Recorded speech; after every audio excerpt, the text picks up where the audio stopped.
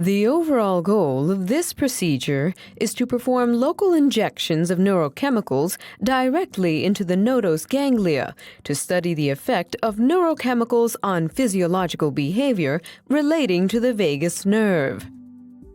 This is accomplished by first conducting neck surgery to visualize the Nodose Ganglia and vagus nerves. The second step is to isolate and clean the Nodose Ganglia of connective tissues. Next, inject the neurochemical of interest into the Nodose Ganglia.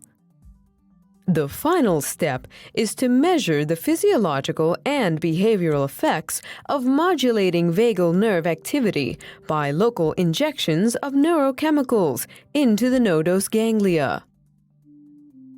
This method can help answer key questions in the neuroscience field, such as whether or not certain locally administered neurochemicals modulate vagus nerve activity. Generally, individuals new to this method may struggle because it takes very fine motor skills to inject into the Nodose Ganglia.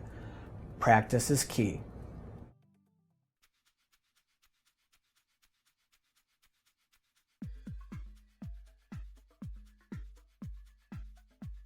First, prepare a stock solution of 0.05 molar serotonin hydrochloride in PBS. Then dilute the stock solution with PBS to a final concentration of 0.203 millimolar serotonin.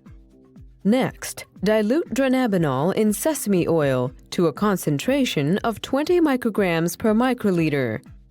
Now use scissors to cut a 20 centimeter length of polyethylene PE50 tubing.